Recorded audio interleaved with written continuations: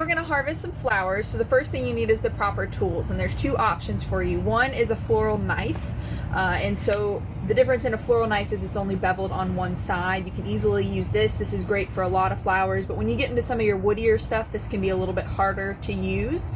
So the other option that you can use are floral snips, and so you can see these are more of a needle nose. A little bit different from pruners. They'll get in there, make sure you're getting in and getting a good cut better, and so I really recommend these over a set of pruners, which are going to be a lot bulkier to use. And so the pruners you can use for woody items, bigger things like that, but the floral snips are where you need to go. So I'm going to use these today on this hanging amaranth. So this is, I believe, Coral Fountain. And so what you're looking for is a nice long sort of tendril in here. And so this guy looks really good. We don't have any shedding. When you look at amaranth, you look for, if you shake it and you lose a bunch of seeds, it's probably past prime. So you want to get it before it starts to shed.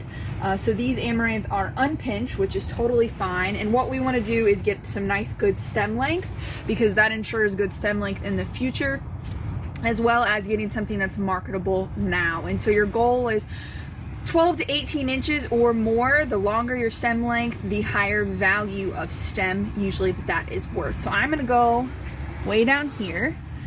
I'm gonna go above a node, which is a set of leaves, and you can see a shoot is already forming here. And so by cutting right here, I'm gonna force this guy out and force another long stem to happen.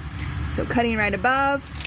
Cutting at an angle is ideal, but not absolutely necessary. And then we'll pull this out, we'll take him out of the tunnel, and we will strip his leaves off, and then it'll be ready to go into a bouquet or a bunch. Okay, so we've got some Queen Lime red zinnias here. You can see they've got a little bit of powdery mildew, which we're not too concerned about because it's not affecting the bloom yet, and we will strip these leaves off. And so when you harvest, you're looking for doing the wiggle test. Super scientific here, but you can see how that bloom isn't flopping over, where this one is a little bit more floppy, a little more bendable. That one is not ready. So this guy is ready. We're gonna take our snips and we're gonna get down in there, and we're gonna cut right above a node, and this is that main stem we pinched originally. So we're gonna cut way back into here. So what that does is it leaves a shoot to come out to get nice and tall and strong, and gives us that stem length that we want. And so we can keep moving on. This one passes the wiggle test, but these sepals have not quite unfurled yet, so we can leave him for another day or two. This one over here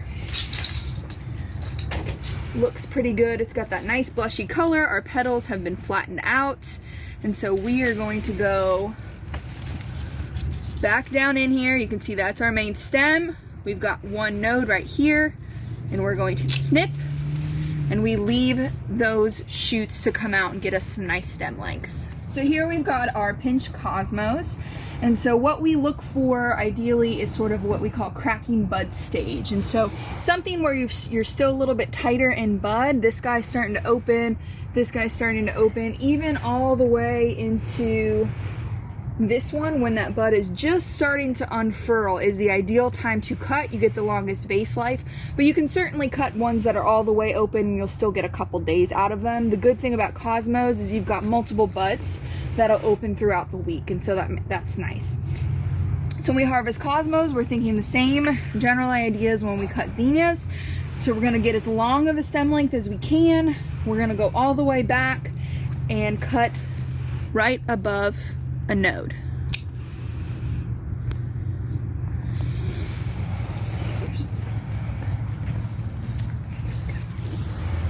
So this stem right here, we've got multiple buds on, and we're gonna take it all the way back to that main stem, right above a node.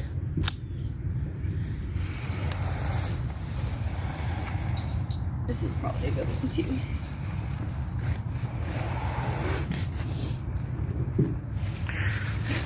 So we're gonna go, you get your main stem. Here's your stem you wanna cut. Go right above that set of leaves. Okay, so here we've got some straw flower that are ready, and they kind of come on a little bit more sporadically, at least in my experience. And so we've got a nice one here. And so these actually will open up with daylight. So we're here kind of early in the morning. It's been cloudy until it's not open up all the way. But once you start to see sort of that little hole form in the middle where it's obviously been opening, they're ready to go. And so straw flower is one of the easier things to pick.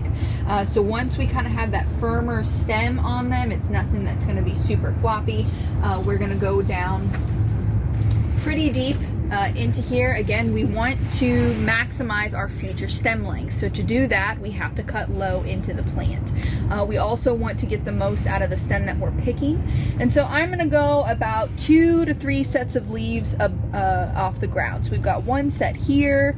We've got another set about right here. This is the third set, roughly. And so I'm going to cut right above that. And then we will strip these leaves off, and you've got a nice straw flower. These are great for bouquet preservation. So they dry exactly the way they look. They keep their color really well. So this is a great way to extend your season by growing straw flower, drying them, and then having those available in the winter months. Another thing we want to point out is straw flower tends to have some disease issues, and so it kind of can come in sporadically. You'll start to see this yellowing, and so we're thinking possibly fungal, but we're waiting on the lab to get back. But what I want to point out here is that we still have a good bloom, and you can see that's starting to open here with the sun and with the heat.